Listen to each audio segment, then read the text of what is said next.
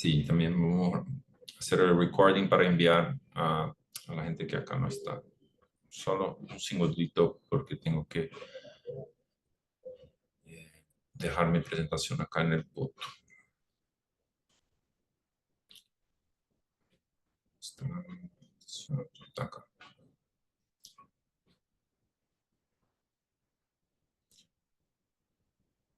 Bueno, de nuevo, muchas gracias por la participación. Bienvenidos a este webinario acerca de la red de investigaciones sobre los bosques tropicales, donde vamos a revisar los términos de la convocatoria que está abierta hasta diciembre 31 y contestar a preguntas de los posibles candidatos y también escuchar a nuestro colega Andrés Bermúdez, que está en Colombia y hablará de su experiencia como becario.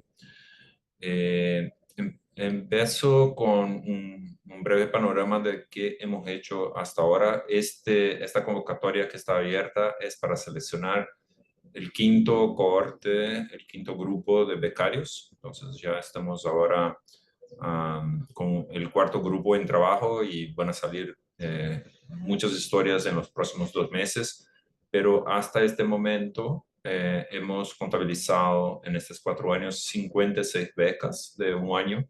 Algunos becarios como repitieron por más de un año, pero la gran parte son becarios de un año. Y hemos también contabilizado casi 200 historias, 200 investigaciones en estos 4 años. Y ahí llamamos de como obras originales para distinguir de todo que también se genera a partir de ellas, que son como historias que son repercusión o republicaciones, eso todo. Hacemos un monitoreamiento para nuestros donantes, pero para nosotros mismos hacer una mensuración de impacto. Y es interesante ver que muchas de esas historias tuvieron un alcance tremendo. Utilizamos una herramienta que hace una estimativa. Ustedes deben saber que estas estimativas tienen algunos problemas, pero para nosotros sirve como un indicador bastante potente de la fuerza de esta red, ¿no? Que tenemos ahí 16 millones de visitas a las páginas web.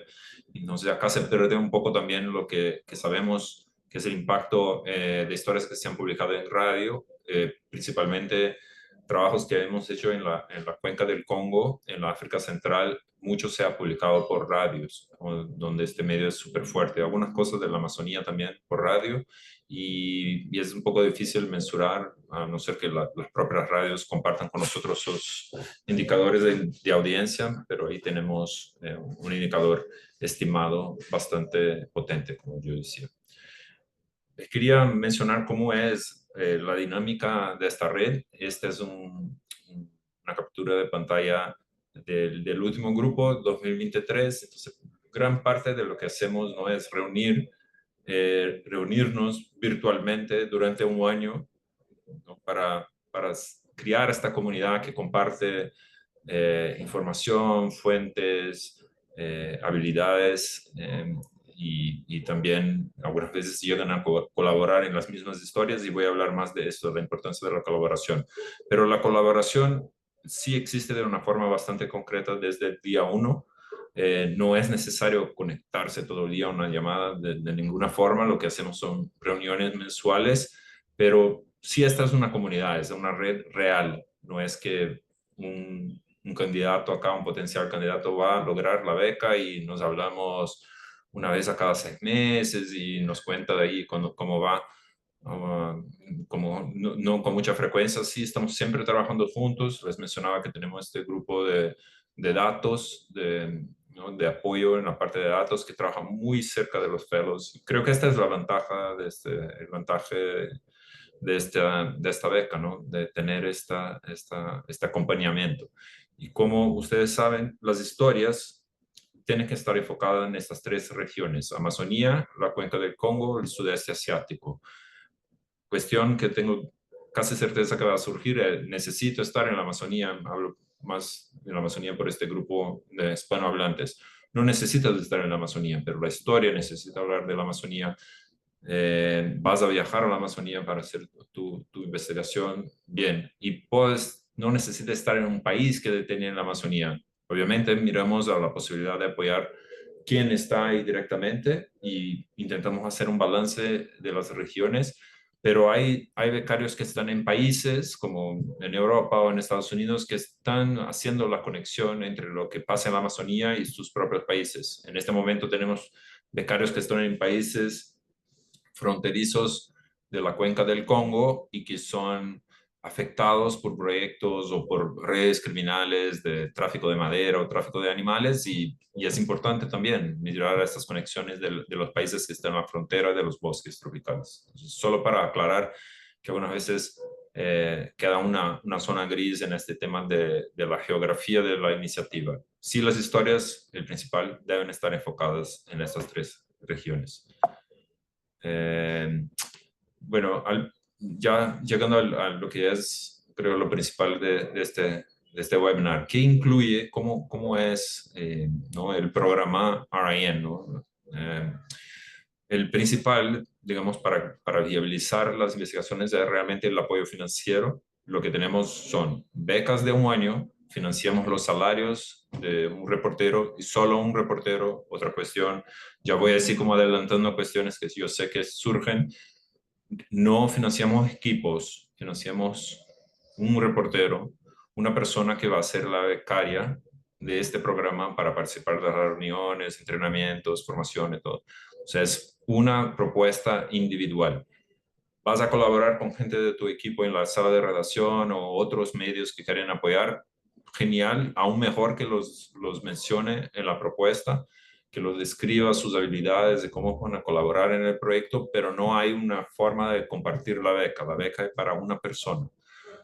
Lo que hay sí es un apoyo también para lo que llamamos reporting expenses, o sea, los costos del reportaje. Y eso puede ser para pagar el servicio y no el salario de una persona que hace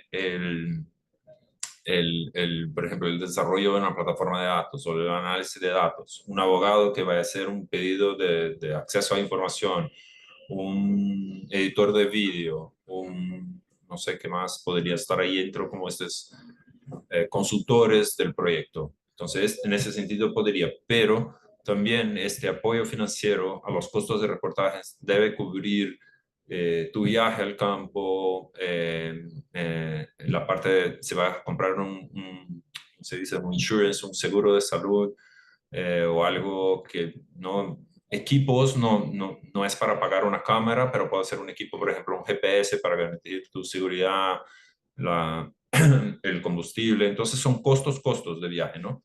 Esto es que está, perdón, este apoyo financiero a los costos de reportaje puede llegar hasta $10,000 por un año. Entonces, creemos generoso para pagar viajes, principalmente que la gente está trabajando en la Amazonía, pero tampoco es para no pagar un otro equipo. Entonces, mantengan esto en tu propuesta, claro, ¿no? Cómo vas a trabajar con un equipo, información, pero que no necesita tener apoyo financiero de nosotros. Otra parte principal es que, como les decía, nosotros nos gustamos estar muy cerca de los becarios, en el sentido que entender el proyecto y apoyarles para hacer el mejor proyecto posible en este un año de beca. No quiere decir que vamos a editar tu historia. Si quieres que la leamos, con mucho gusto, incluso podemos hacer sugestión de texto y algunas buenas veces ha pasado que yo y otros editores nos hemos metido ahí a hacer algunas correcciones, pero el principal para nosotros es que ustedes vengan con un apoyo de una sala de redacción. Si eres un freelance, que busques también este apoyo a tu proyecto. Entonces es obligatorio tener una carta de apoyo de una sala de redacción, sea freelance o staff, y establecemos esta relación de apoyo también con los editores para no mencionar cómo vemos la historia, cuáles son los ángulos por nuestra experiencia como acompañando el tema medioambiental, cuáles serían los ángulos que creemos traen más impacto y novedad. Entonces, nosotros somos editores, digamos, mentores, estamos ahí para realmente aconsejar y tanto ustedes cuanto la sala de redacción, el medio tiene total independencia editorial. Eh, es el editor y el medio que decide cómo, el formato, la cantidad de historias, cuándo se va a publicar, aunque tenemos un deadline de la beca, ¿no? Que les puedo mencionar que estamos utilizando más o menos 10 a 11 meses como plazo máximo para publicar las historias, porque si no no se arrastra por mucho tiempo. Investigaciones pueden ser literalmente eternas. Pero el momento exacto de cuándo publicar y la forma y finalmente si se va a publicar, si el trabajo tiene condiciones de ser publicado, es una decisión del medio. Entonces, independencia editorial garantizada, incluso en el acuerdo que vamos a firmar con los becarios, esto está ahí escrito.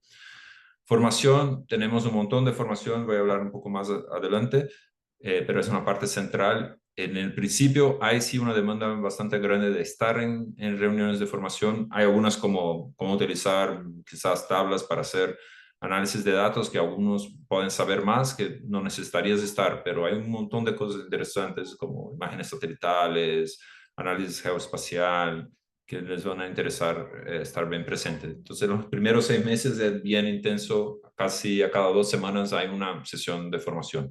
Y la colaboración, como les decías, empieza día uno con esto, de estar ahí intercambiando información, charlando con otros fellows, tenemos un grupo de signo que siempre estamos ahí intercambiando publicaciones, enlaces, fuentes, pero también nosotros miramos, actuamos como facilitadores para ver si hay posibilidades de juntar dos proyectos. Pregunta que debe surgir.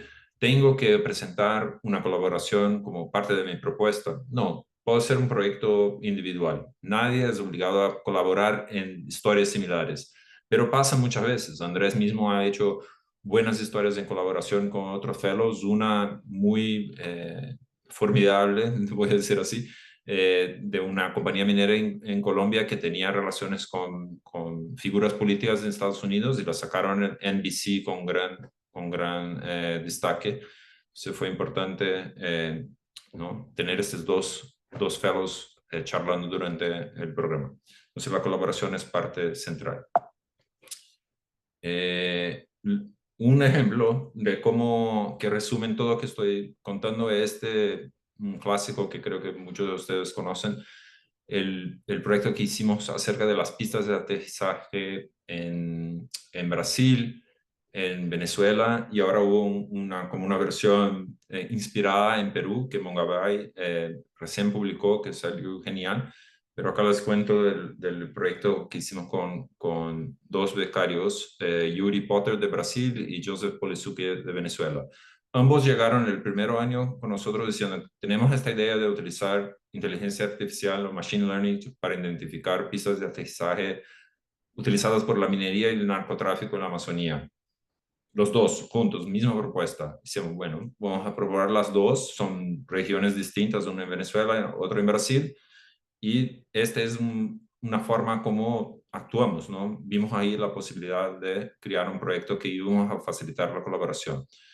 Lo que pasó es que durante el curso de la beca han logrado colaborar con una persona más, Manuela Andreone, que no trabaja más para el New York Times, y llevar esta historia también al New York Times. Entonces ahí está cómo fue el resultado final, el mapa de todas las pistas, desvuelos, territorios indígenas en Brasil afectados por pistas, minería y narcotráfico.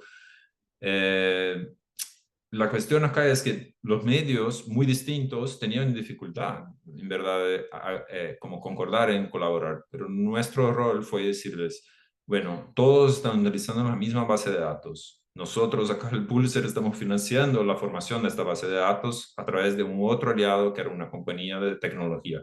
Entonces, utilicen la base de datos y generen historias distintas. Entonces, New York Times sacó una historia en la parte norte de Brasil, territorio Yanomami. Yuri Potter, que fue uno de los idealizadores del proyecto, ha sacado historias en la parte central de la cuenca del Tapajós, en Brasil. Sacó una historia muy potente acerca de esta compañía que al final impactó muy claro. Un año después quedó cerrada por la policía por todas las cosas que estaban demostradas en el reportaje, incluso la presencia de las pistas ilegales. y sacó a un documental que les recomiendo mucho mirar en YouTube, se llama Pilotos de la Amazonía. Es muy bien hecho. Ahí cuenta un poco el aspecto humano de quién son estos pilotos un poco locos que aceptan cualquier tipo de trabajo con cualquier tipo de cliente para llevar oro, otras cosas, desde estas pistas clandestinas. Y acá está la historia de Joseph, que tiene un otro ángulo en la Amazonía venezolana, ¿no? La Guayana, como dicen, que muestra la conexión entre estas operaciones con las guerrillas, disidencias de guerrillas colombianas y grupos armados ilegales.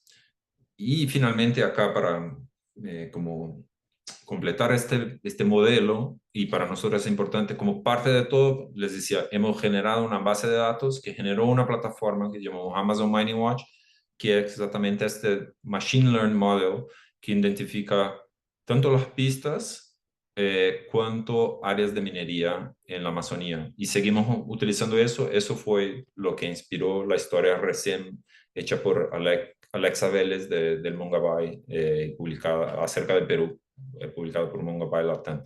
Entonces, les cuento de ese proyecto porque es como un paquete completo de que miramos, ¿no? No que ustedes tienen que traer el proyecto completo, pero es como una historia que puede tener posibilidades de colaboración, que tiene aspecto de datos, que tiene un aspecto de innovación.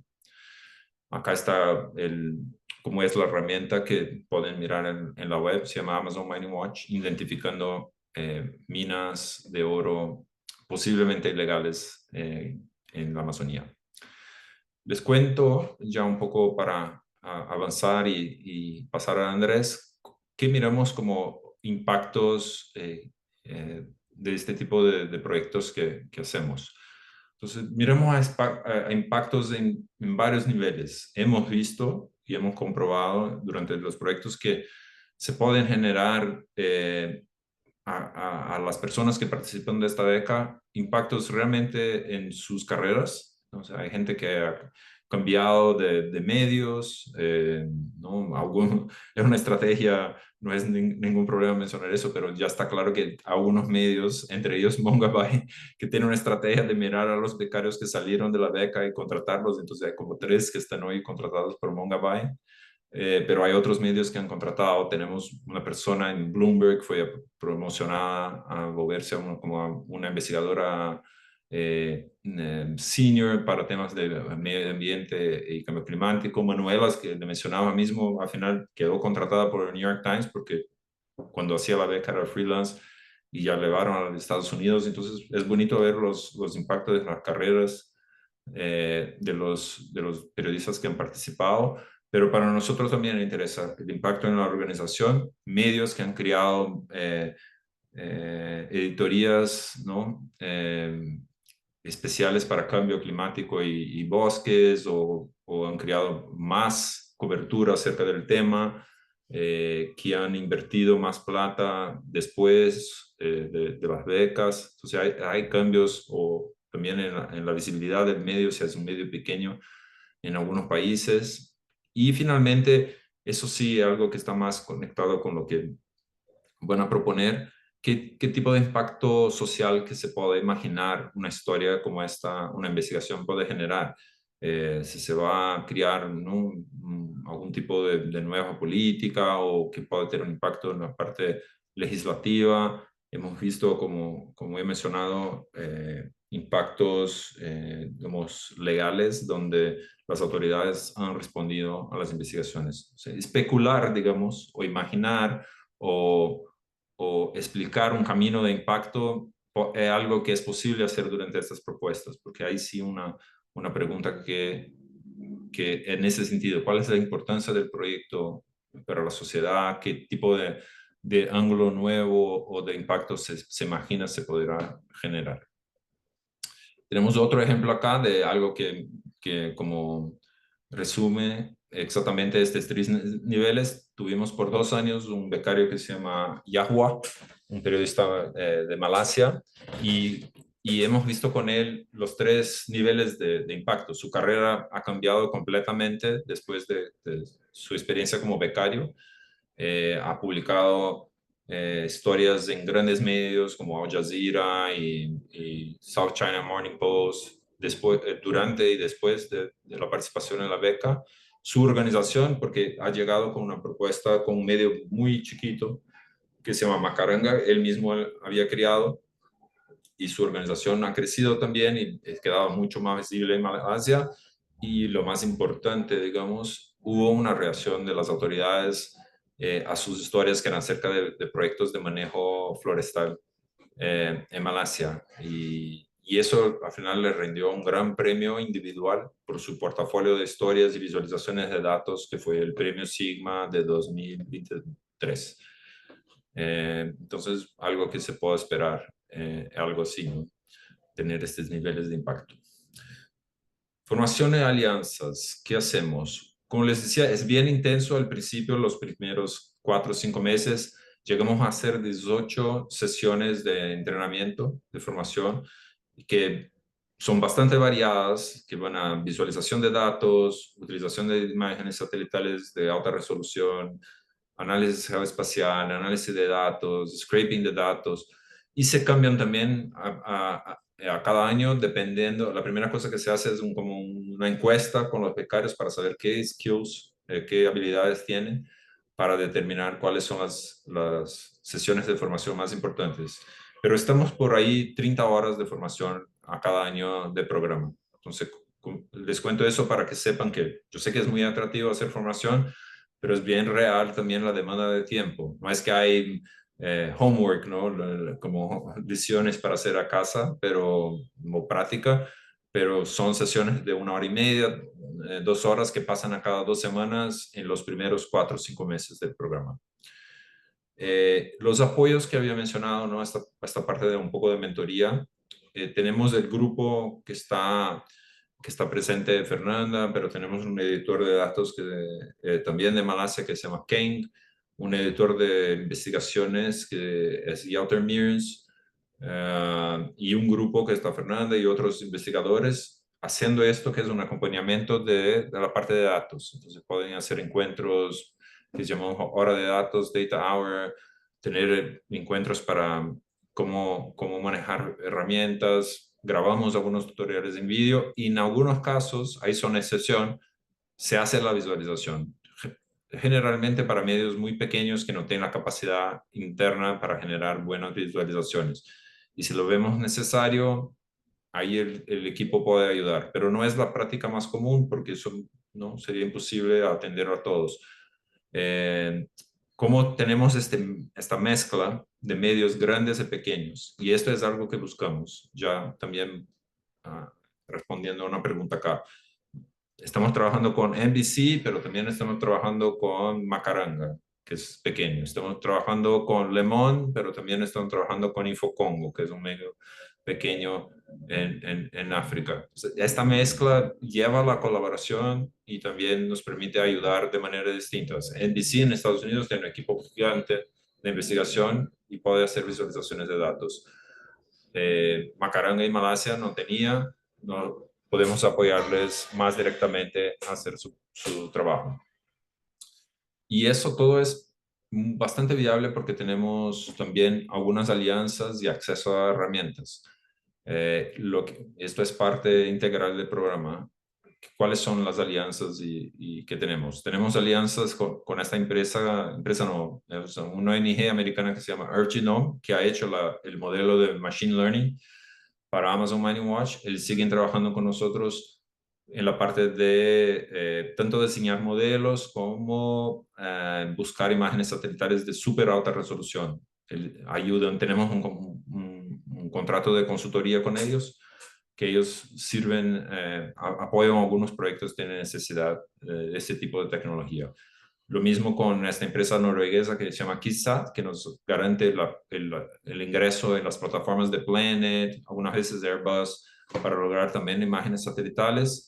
Tenemos algunos programas que están conectados con actividades educacionales. Hemos hecho un gran proyecto con la Universidad de Berkeley, que todavía están por publicar las historias, pero que incluía también, obvio, si tienes disponibilidad del fellow, participar de clases en línea, visitar Berkeley alguna vez para trabajar con estudiantes de posgrado en periodismo de investigación. Y con el Centro de Humanidades Digitales de Cambridge estamos haciendo también un trabajo sobre inteligencia artificial que está conectado a este trabajo de las minas, pero en Asia, en África. Entonces hay estas cosas también súper creativas que vamos buscando. Herramientas, tenemos esta herramienta que es la misma de OCCRP, Aleph, pero una instancia propia que se llama RIN Data, donde pueden encontrar datos ya acumulados por otros fellows, como acá hay en el screenshot, por ejemplo, todas las multas, todos los embargos generados por el gobierno de Brasil ya están, o empresas chinas que tienen inversiones en la Amazonía, ahí están. Entonces, cosas que se han investigado en investigaciones previas se acumulan en esta herramienta para que los nuevos becarios puedan beneficiarse. Y dos potentes herramientas que tenemos, Sayari para investigación de compañías, investigaciones corporativas, y Import Genius para datos comerciales de importación y exportación. Finalmente, ahora sí, llegando al fin, tenemos todo un equipo súper fuerte en el Pulsar de engagement, ¿no? De difusión o de involucramiento, no sé muy bien cómo traducir eso, pero que hace toda la parte post publicación. Y esto es súper chévere porque la verdad es que más y más la publicación es el principio de algo, no el fin. Aunque uno pueda quedar un año investigando algo, después que está publicado, tantas cosas se pueden hacer, tanto la parte de medios sociales, que es muy bien hecha por nuestro equipo de comunicación, con pequeños videos para Instagram, TikTok, no sé qué, pero también encuentros en línea y presenciales, visitas a universidades, escuelas. Hemos hecho también cosas un poco más creativas como exhibiciones de fotografía, festivales de cine, exhibiciones de arte inspiradas por historias, historietas para niños de escuelas también se han generado, y todo eso pasa por el crivo editorial, tanto el nuestro como de los becarios, para que la información también no sea distorcida. Pero es muy chévere ver que hay este campo de lo que decimos es alcanzar audiencias estratégicas, identificar audiencias que están un poco fuera de la burbuja de los medios y buscar formas de atingirles con otros lenguajes, otras, ¿no? Con eventos. Entonces, esto es parte también de esta beca y esperamos, ¿no? Siempre decimos esto, que todos estén muy dispuestos a participar y involucrarse también cuando publiquen en este tipo de actividad. Para cerrar, las fechas clave. Deadline va a ser fin de año.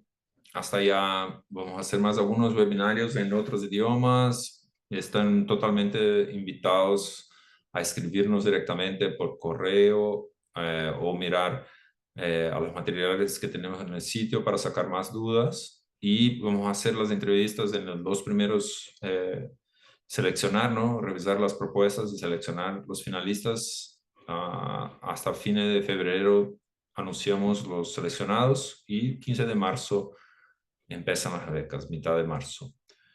Esto sería, voy a revisar algunos de los chats ahora, y invito a Andrés que nos comparta su experiencia y un poco más de su proyecto. Muchas gracias.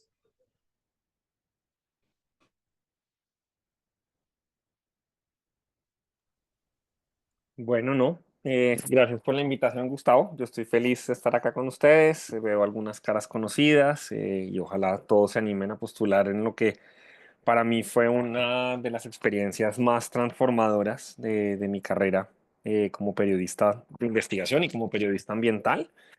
Les voy a mostrar, bueno, para mí, digamos, todo arrancó con, pensé que había hecho unas notas chiquitas y las perdí. Acá están. Todo arrancó, les voy a proyectar simplemente para mostrarles como las historias y cómo una cosa llevó a la otra, pero para mí arrancó pantalla. Chun, chun. Miren que no estoy logrando.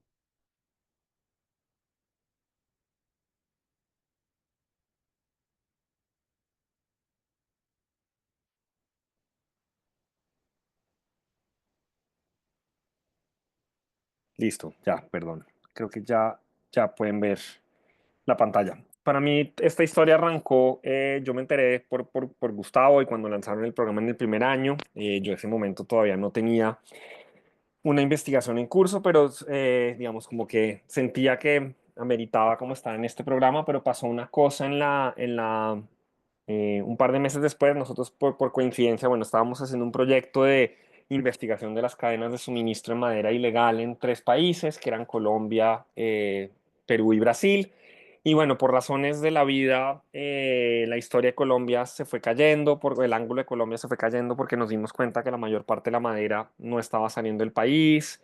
En fin, y en ese momento una fuente mía de muchos años, que era funcionario público del sector ambiental, me buscó a decirme que tenía un caso que quería contarme, que de un caso de fraude, que valía la pena mirar, de posible fraude, bueno.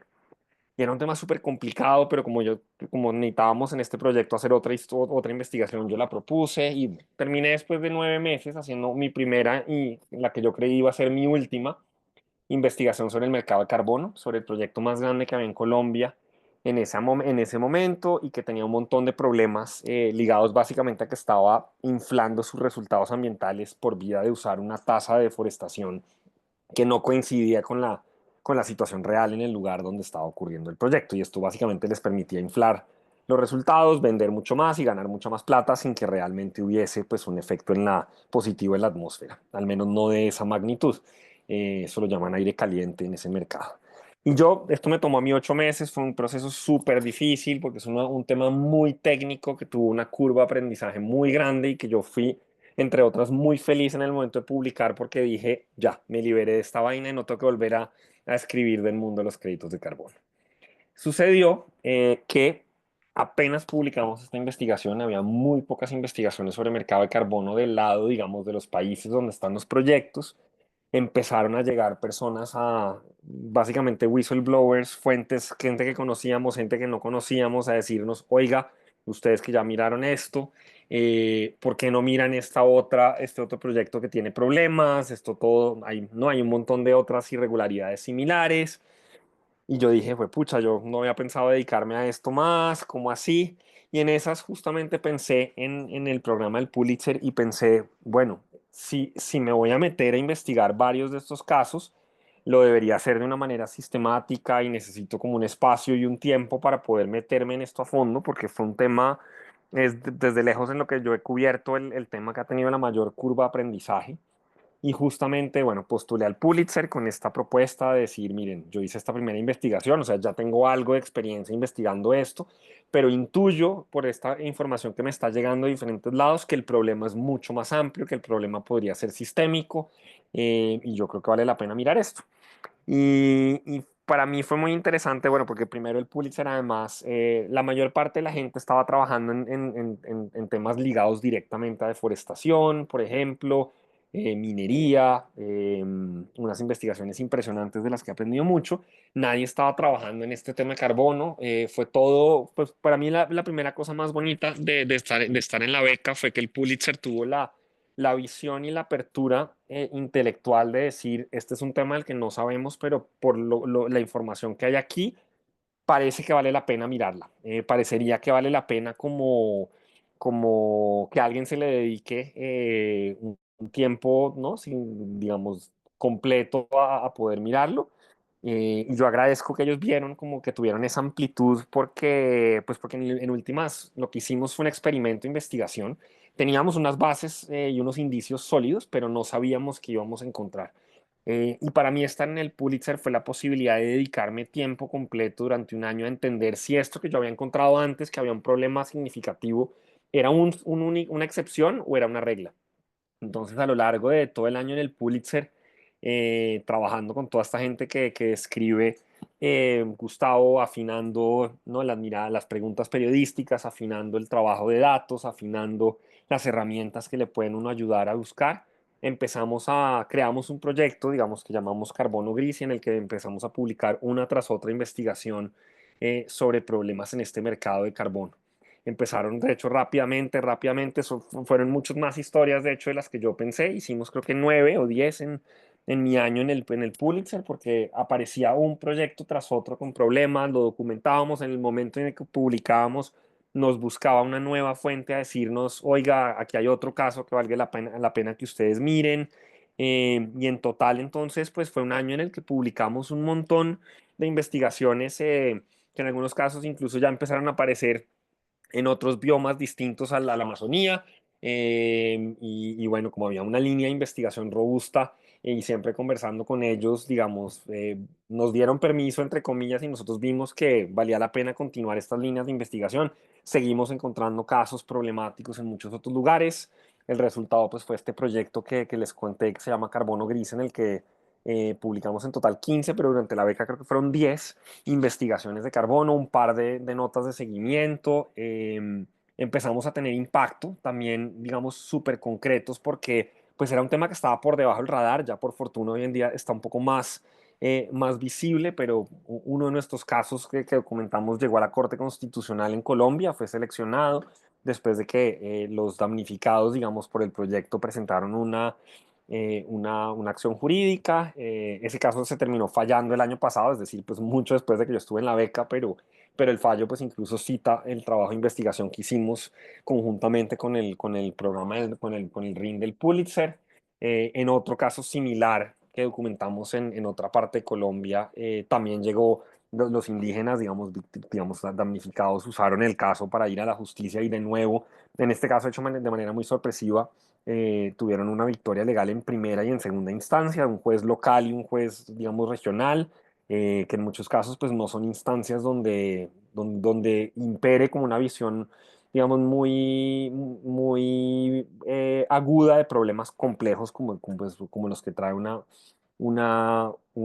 proyecto de carbono, pero al mismo tiempo tuvimos hallazgos inesperados. Yo estaba haciendo un curso en paralelo de cómo aprender a leer estados financieros y de pura casualidad, aunque a veces las casualidades yo creo que en el periodismo no existen casi, porque uno un poco se pone en esa situación de tenerlas, descubrimos que uno de los beneficiarios finales de una mina de cobre que está buscando ser aprobada en la Amazonía colombiana, tenía unos propietarios, digamos, un propietario con unas conexiones políticas muy fuertes, un tipo que había ocupado un cargo altísimo en la Casa Blanca en Estados Unidos, fue el jefe de gabinete de George Bush papá, pero además era un tipo que era notablemente conocido como un negacionista climático. Entonces uno tiene una mina verde, teóricamente, pues porque el cobre es un mineral necesario para la transición energética, pero un tipo que niega el cambio climático y quiere tener una mina en uno de los biomas más sensibles del planeta. Yo le pregunté a Gustavo y le dije, oiga, surgió esto, encontré esto no tiene que ver con carbono, pero yo creo que es un historionón. Y justamente ahí estaban, como contaba Gustavo, los periodistas de NBC y también de CBC de Canadá, porque la empresa es canadiense, pero con dueños gringo-azerbaiyanos, en fin, era todo un zaperoco muy interesante. Y decidimos juntarnos a hacer esa investigación con ellas. El resultado fue una investigación que apareció en primera página en El Espectador, por ejemplo, en Colombia. O sea, tuvimos medios grandes a nivel local, apareció en televisión en Estados Unidos, porque el hallazgo era muy interesante. Cada uno puso información sobre la mesa. Por ejemplo, ellos fueron los que me ayudaron a probar em, digamos, la escala el nivel, digamos, de escepticismo y negacionismo climático al que este personaje había llegado. De hecho, el tipo hay un libro muy interesante sobre los albores de la, de la, digamos, de los esfuerzos climáticos de los años 90, que cuenta que este tipo había sido básicamente una de las personas que descarriló el primer intento por tener un tratado climático vinculante, por allá en el año como 91. Esto no lo hubiera encontrado yo si hubiera trabajado solo. En últimas, acá, digamos, para lo que sirve un proyecto como el RIN es para que cada persona no solamente tenga el potencial de aterrizar una investigación de gran escala como la que pues, yo había planteado, lo que cada uno de mis colegas ha planteado, sino descubrir cómo puede uno además trabajar juntos en encontrar nuevas cosas, en potenciarla, en que salga en más lugares y tenga mayores impactos, en que le llegue a distintos segmentos, digamos, de estas audiencias claves como las que describía Gustavo. Eh, esa colaboración que fue inesperada, digamos, no fue la única. Al año después de salir de la beca del RIN, nosotros lo que dijimos fue, bueno, ya empezamos a recibir además información de que había problemas similares en otros países vecinos a Colombia. y planteamos esta vez un proyecto ya regional, donde nos juntamos con 14 medios de 8 países de América Latina para investigar casos del mercado de carbono con problemas. Hemos encontrado hasta ahora, hemos publicado 16 y seguimos, al menos un par más vamos a tener. Antes de ya, digamos, que darle cierre a ese proyecto, pero este tipo de colaboraciones, digamos, de proyectos no habrían sido posibles si yo no hubiera tenido la oportunidad de pasar ese año entendiendo el problema, pensando el problema, mapeando a todos los actores. De hecho, estamos terminando una gran base de datos de todos los actores corporativos en este mundo que vamos a publicar muy pronto. Pero no hubiéramos, digamos, sin ese tiempo para sentarse a pensar en el problema periodístico, en poder armar bases de datos de dónde estaban todos estos proyectos, cuáles eran las empresas involucradas, quiénes son luego los beneficiarios finales de esas empresas, leer documentos, hablar con expertos, todo esto que toma tiempo, porque además, digamos, pues es difícil. No hubiéramos podido llegar a un proyecto como este, donde además lo que logramos hacer es que, dado que algunos de nosotros ya habíamos trabajado el tema de carbono, pudimos reducir la curva de aprendizaje que tenían otros periodistas que querían entrar en el tema, porque ya sabíamos qué tipo de cosas enseñarles, qué tipo de expertos podíamos ayudarnos mutuamente a encontrar, dónde, en qué documentos se encuentran las pistas claves, dentro de esos documentos qué tipo de cosas hay que buscar. O sea, hicimos ya un esfuerzo colectivo editorial que nos permitió a todos reducir esa curva de aprendizaje y sacar historias que han tenido pues mucho impacto en un tiempo mucho más corto que el que me tomó a mí hacerlo en el año de investigación de la beca. De hecho, uno de los más exitosos de ese proyecto fue esta historia que hicimos con una periodista brasilera llamada Fernanda Wenzel. De hecho, me falta un pantallazo acá después de este, y es que justo después de que publicamos esta investigación, la Policía Federal brasilera detuvo a los responsables de este proyecto, que básicamente lo que estaban haciendo era usando unas cuotas permitidas que tenían de tala selectiva de madera para lavar un montón, el origen, digamos, de un montón de madera ilegal que venía de otras partes. O sea, básicamente estaban siendo como los prestamistas de permisos forestales para gente que estaba involucrada en el tráfico ilegal de madera. Y lo más bonito de esta investigación no fue el impacto, que pues obviamente es importante, sino el hecho de que quien la hizo o con quien la hicimos fue Fernanda, que fue justamente mi colega de beca durante mi año de RIN. Fernanda en ese momento estaba trabajando el tema de invasión de tierras por ganaderos en Brasil, hizo una serie de investigaciones impresionantes en ese tema, pero después de eso una de sus fuentes le dijo, oiga, le tengo algo que ya no es de ganadería, sino que creo que se está mezclando madera ilegal con carbono, y ella, digamos, que nunca había trabajado carbono, vino y me dijo, ¿qué hago con esto? Y yo le dije, hágale, y no solo hágale, hagámoslo. Entonces, en última, les mostraba todo este recorrido, pues primero para mostrarles el recorrido que hice yo a nivel personal, periodístico, y nosotros como organización, gracias al RIN, pero sobre todo porque además el RIN potenció conversaciones, primero, que no eran factibles, segundo, nos ayudó a lograr impactos que tampoco solos hubiéramos logrado, y por último, permitió espacios de colaboración mucho más allá de los que incluso, digamos, yo trabajo en una organización periodística cuyo ADN es la colaboración transfronteriza, pero estar en el marco del RIN y trabajar con este tipo de periodistas nos permitió llevar esas colaboraciones periodísticas a otro nivel. Entonces yo por todas estas razones soy no solamente un fanático del programa que han montado en el Pulitzer, sino que siento que, digamos, la única manera en que vamos a lograr contrarrestar muchos de estos problemas sean desde el punto de los que tienen que ver con crimen o desde los que tienen que ver con soluciones que no están funcionando de la manera correcta, como en este caso, tiene que ver con juntarnos y compartir esa información y poder hacer cosas juntos, porque solos, pues, en nuestros 5 centímetros cuadrados de mundo no lo vamos ni a lograr hacer con tanta eficacia, ni con tanto rigor y tanta, a veces también rapidez. Entonces yo creo que, pues, parte del secreto del RIN es que, como dice un viejo dicho colombiano, no somos machos y no somos muchos. Yo creo que esa es la belleza de lo que les proporciona el RIN, es un espacio seguro, editorialmente súper ambicioso, con gente que sabe mucho, pero que sobre todo es muy buena persona y muy buena periodista, que les va a ayudar a darle vueltas a las preguntas periodísticas que están haciendo y luego a potenciar esas investigaciones y llevarlas a niveles que ustedes solos no podrían llevarlas, no solamente por falta de tiempo, recursos, sino sobre todo por, digamos, todas esas conversaciones y relaciones improbables que facilita estar en un grupo. Gracias, Andrés. Genial. Muchas gracias y siempre congratulaciones por el trabajo que ha hecho, que es increíble y súper importante. Vamos a las preguntas. se quieren levantar las manos y utilizar el micrófono, muy bien. También el chat es un camino. Eh, bueno, estamos abiertos. Yo sé una primera pregunta que alguien va a preguntar y puedo responderla ya.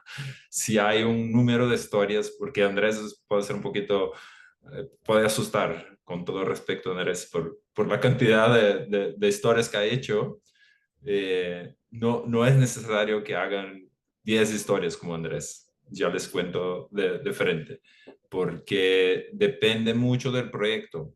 Exactamente lo que decía él suele ser una buena estrategia. Sacar algunas historias intermediarias trae más información. Ha pasado con Fernanda, está pasando ahora con una becaria nuestra que es Bruna, que está en Brasil. Sacas algunas historias que no son, digamos, las más calientes del momento y la gente mira, bueno, este tipo sabe que es de créditos de carbono, esta gente acá sabe de finanzas para agronegocio y llegan más fuentes a hablar con nosotros acerca del tema. Es una estrategia. Pero hay otras historias, como las sacamos también con Reporter Brasil el año pasado, que estábamos investigando un miembro del gobierno que estaba involucrado con milicias, ¿no? Con grupos armados en el campo y no se podía básicamente sacar la historia antes que todo esto, todas las evidencias estuvieran reunidas y llegar al tipo y preguntar a pedirle su respuesta, ¿no? Entonces, todo digamos, las series del especial se sacó al final de la beca, como 8 historias, una cada semana en los últimos 2 meses de la beca. Es una otra estrategia. Hay gente que ha hecho historias tan complejas que ha sacado 2 grandes historias o ha sacado una gran historia y un pequeño documental. Son estrategias que, como les decía, es el medio y tu editor quien vas a decidir y nosotros podemos opinar y decir lo que pensamos, pero al final esa independencia existe en decidir el formato y la cantidad. Estoy viendo la pregunta de Emiliana acá y siéntanse realmente invitados a levantar la mano. Sí tenemos cada vez más trabajado con el tema de seguridad y riesgo. Algunas cosas que, bueno, en el contrato tenemos un agreement con cada uno de los fellows y en este contrato está ahí que los fellows y sus editores o medios tienen que producir una evaluación de riesgo siempre que salen a hacer trabajo de campo. Y nosotros, hay muchos medios que ya tienen sus propios formularios, sus propias formas de hacer eso, pero tenemos ahí algunos templates, algunos modelos que sí podemos providenciar y revisar y aconsejar. Hacemos sesiones de entrenamiento y formación en seguridad. Lo que estamos ahora metidos en lograr entrenadores muy específicos para países o regiones. Hemos hecho un muy buen entrenamiento para Colombia, gente que estaba investigando cuestiones de frontera y crimen organizado en Colombia y había personas que tenían la capacidad de hablar sobre la situación de seguridad en la Amazonía colombiana. Entonces, eso es el escenario ideal, que podamos apoyar entrenadores y personas que tengan conocimiento específico, pero llega a ser muy difícil para algunos países y algunas regiones encontrar gente que pueda dar este entrenamiento. Pero para responderme, Emiliana, de forma muy concreta, estamos bastante dedicados a hacer estos apoyos en el tema de seguridad, algunas veces pagando por estos equipos de GPS y mucho aconsejando muchos de los protocolos de seguridad. Y tenemos algunos buenos casos, buenos, ¿no? En que les voy a compartir acá, en que sí, estos protocolos han probado ser muy eficaces. Acá, el Committee for Protection of Journalists ha revisado y ahí está muy claro cómo este protocolo de seguridad que hemos trabajado junto a este becario Brian Evos ha funcionado. Veo, en el tema de Venezuela es cierto que para, para trabajar en la selva, en el bosque venezolano, muchos de estos protocolos tienen que estar funcionando. Más preguntas. Yo voy a contestando. ¿Es obligatorio hablar inglés? No, no es obligatorio hablar inglés. Podemos tener la parte de traducción en los encuentros de todo. Daniel, yo he visto que tú ibas a preguntar algo. Sí. Gustavo, los criterios para seleccionar un proyecto o no seleccionar otros, qué sé yo, eh, está también el hecho de que no hay una contraparte, no hay actores en otro país, etcétera. No necesariamente, obviamente estamos bastante interesados en proyectos que tengan esta visión sistémica y que puedan hacer este tipo de conexión, pero no necesitas tener establecidas estas relaciones. Si las tiene, nos ayuda, puede ser un factor de decisión, digamos, si tú ya tienes un acuerdo, un aliado, se vas a investigar, qué sé yo, la cadena de suministro de la carne y vas a conectar un país con los Estados Unidos de Europa y ya tienes ahí un medio que te va a apoyar. Claro, un ventaja tener este acuerdo, pero no es obligatorio, como decías, llegar con una colaboración totalmente lista y con un equipo totalmente listo. Lo que sí es obligatorio es tener el apoyo de un medio que va a dedicar un editor, una persona a trabajar contigo, editar las historias básicamente, ¿no? Y comprometido a publicar cuando la historia esté lista y con calidad para publicación. Esto es lo único que es realmente obligatorio, pero tener un equipo, tener una colaboración internacional, todo esto puede ser bien importante y decisivo si estamos con muchas propuestas buenas, pero no es obligatorio. ¿Te ayuda la pregunta, la respuesta? Totalmente. Estoy, Totalmente, sí me ayuda. Sí. eh, estoy viendo la pregunta acá perdón. Primero, de Guatemala y Centroamérica. Desafortunadamente no estamos en esta beca apoyando temas de Centroamérica. Yo sé que existen bosques tropicales en Centroamérica, así como existen en India y en Bangladesh, pero por un tema del diseño del programa y hemos restringido a historias que están relacionadas con la Amazonía, Congo y Sudeste Asiático. Entonces, lo que sugiero es que historias que estén en bosques tropicales, que no son estos, que se postulen a los Rainforest Grants del Pulitzer Center. Ahí sí hemos logrado ampliar el escopo geográfico. Entonces, hemos financiado historias en Costa Rica, en bosques tropicales secos como el Chaco, el Chocó también en Colombia, para tampoco estar alienados del Cerrado en Brasil, no estar totalmente alienados. Sabemos que la Amazonía está conectada a otros medios, a otros ecosistemas, perdón, así como pasa también en la sabana y el bosque del Congo. Entonces, este es el camino, Maxiel. Proponer como Rainforest Grants. Es un otro programa que no es de backup, sino que de apoyo. Robert, podemos tener medios de cualquier tamaño. Lo que tenemos un poco como guía y criterio para nuestra selección es mezclar medios, tamaños de medios. No vamos a hacer un programa solo con New York Times, no sé qué, Washington Post. Vamos a hacer un medio con NBC y Macaranga, como decía, con el clip y con New York Times. Entonces hay esta mezcla y no hay problema si es nacional, regional. Lo más importante, creo que es la manera como les puedo ayudar, más importante es la solidez de la propuesta. Probar en la postulación que la propuesta tiene un ángulo novedoso, que hay conocimiento por la parte del candidato de lo que está hablando, conoce cuáles van a ser las fuentes, los posibles datos que van a investigar, los caminos de investigación, las posibles metodologías de una hipótesis que sea bastante atractiva. Esto es lo que va a determinar realmente. Ahí los otros criterios comienzan a servir como un factor para, ¿no? Para distinguir. Ahí sería como la equidad entre los medios, equidad de géneros, hace parte de nuestra decisión, las experiencias de los periodistas. Eso todo acaba determinando la decisión final. La diversidad geográfica.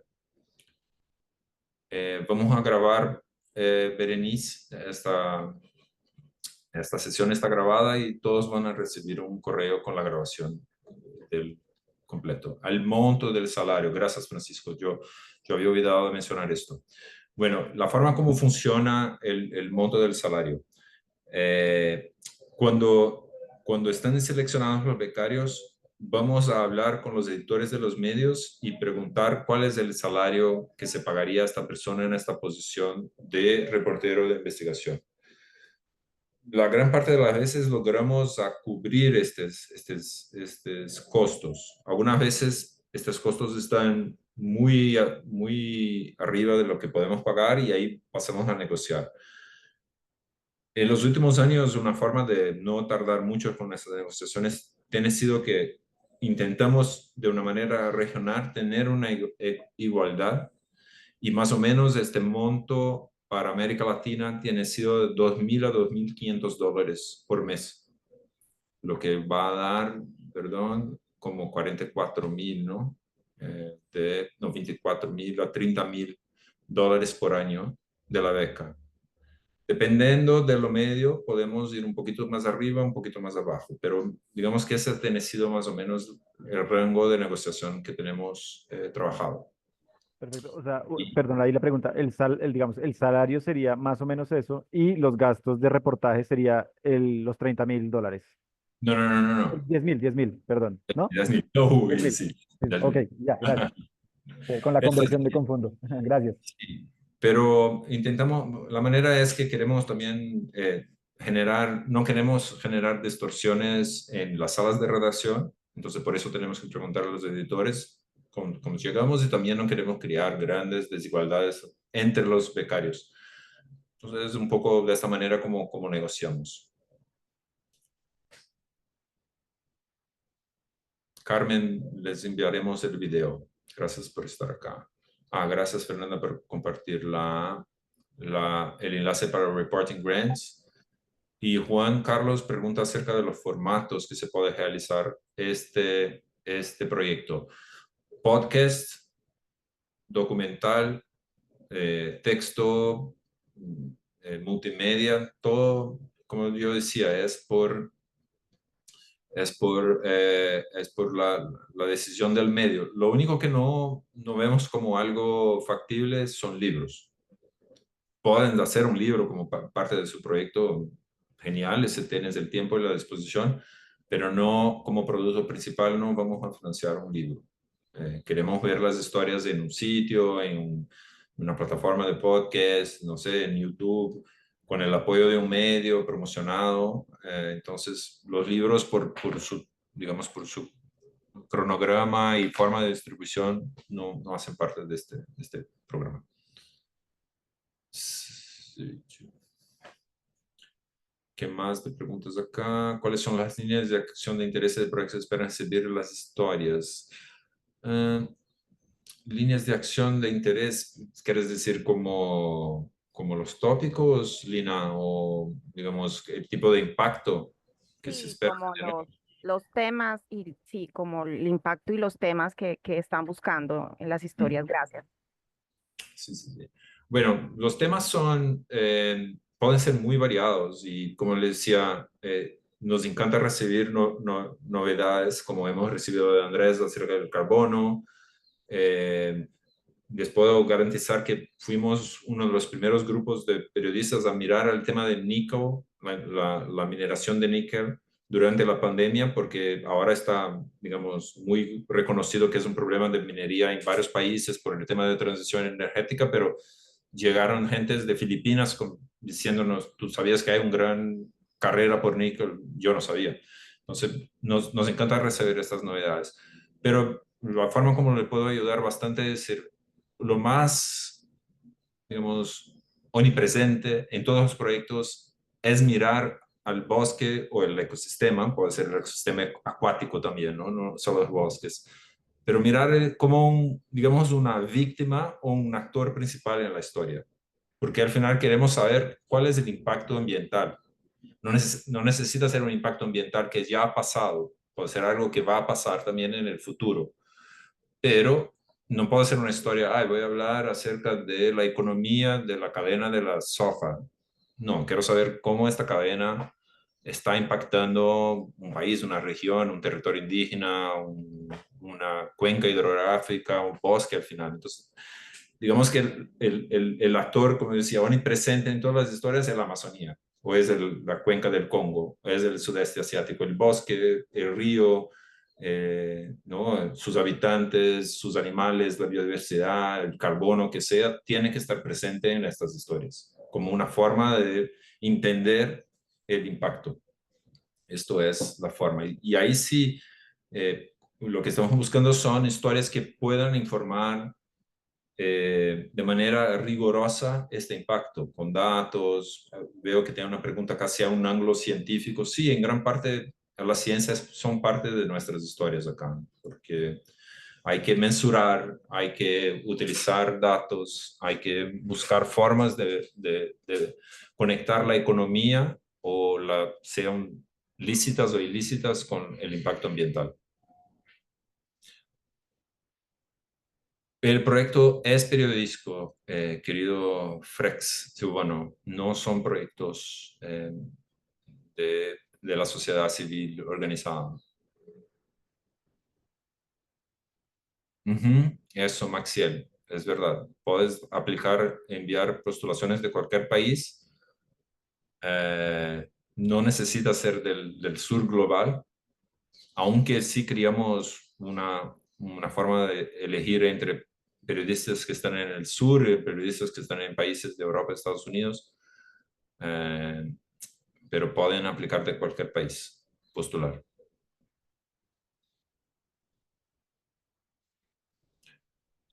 ¿Más preguntas? Yo tengo que cerrar en, digamos, 5 minutos, pero sí, una pregunta, dos más. ¿Una pregunta más, Gustavo? Sí. Me imagino que hay muchos trabajos buenísimos perdón, que hay aviones de guerra pasando. No, escuchamos. Wow, hay una bulla grande aquí. Bueno, hay muchos trabajos que seguramente se quedan y no son seleccionados, siendo buenísimos. ¿Cuáles son los criterios para seleccionar unos sí y otros no? Es una pregunta tanto que complementa a la anterior, ¿no?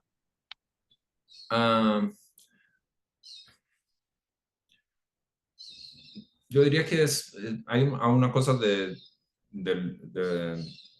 momento, ¿no? De nuestra propia percepción de cuáles son las historias importantes para este momento, cuán influyentes e impactantes pueden ser, pero vienen otros aspectos. Hay el aspecto, es bien difícil hacer la selección, te juro, porque hay un montón de gente calificada y agradezco mucho por estar acá, veo muchos de ustedes acá, porque ahí tenemos que considerar eso, como la diversidad geográfica, la diversidad de medios.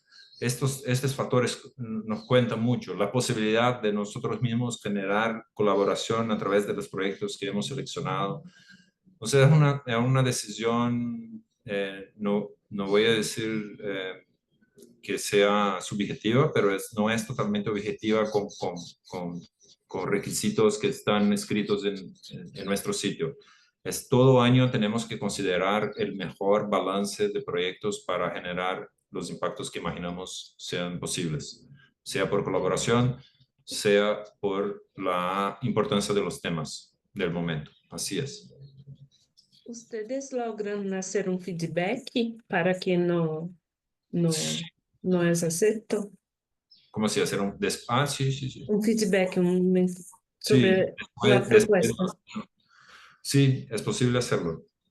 Sí, Vale. no, si hay tiempo, estaríamos dispuestos incluso a hacer llamadas y discutir, pero generalmente contestamos a un correo de una manera un poco más detallada y algunas veces la respuesta es bastante corta porque es básicamente tu proyecto es genial, pero hemos elegido este país porque sería mejor para este grupo. Y es básicamente eso que pasa.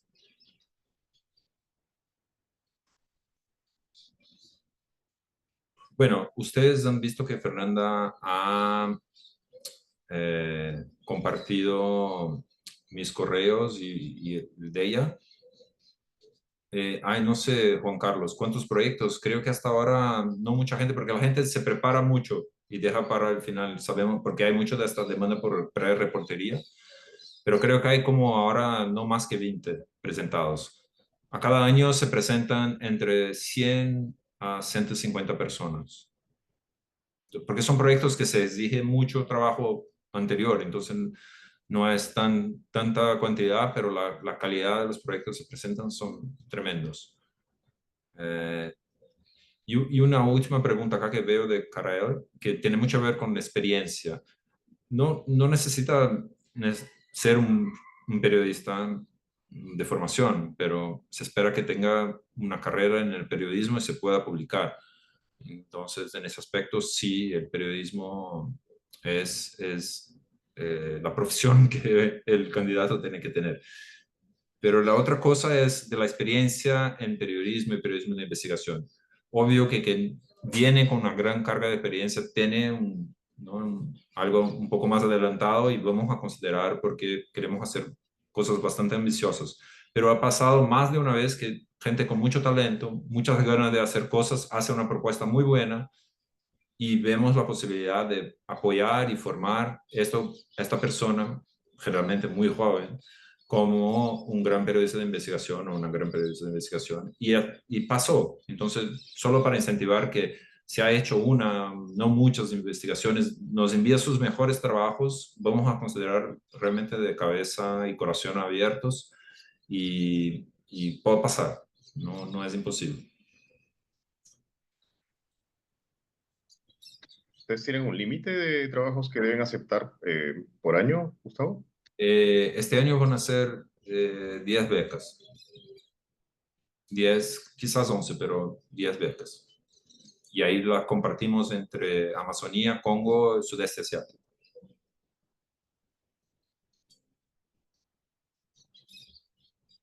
Pueden ser de varios países, Robert, las historias con tanto que sea la hipótesis, metodología, fuentes de base de datos sean bastante concretas. No hacemos grandes especiales, digamos así, ensayos. No estamos esperando por grandes análisis. Son investigaciones basadas como si fuera realmente en ese aspecto una metodología más cercana de la investigación periodística, pero de la ciencia también en el sentido de fuentes primarias, datos, revisión de documentos, en ese sentido. Estimados, es hora de cerrar. Les agradezco mucho la presencia y las preguntas. Nos alegra mucho ver a la cantidad de gente. Un agradecimiento muy especial a Andrés, que estuvo acá con nosotros presentando. Siéntanse realmente muy, muy invitados a escribir y enviar correos. Vamos a buscar contestar lo más rápido. Y seguiremos informando por las redes sociales también algunas de estas dudas, algunos de los requerimientos. Un gusto ver las caras conocidas y un gusto aún más grande ver las caras nuevas. Y suerte a todos y seguimos, ¿eh? Un gran abrazo. Gracias. Chao. Chao.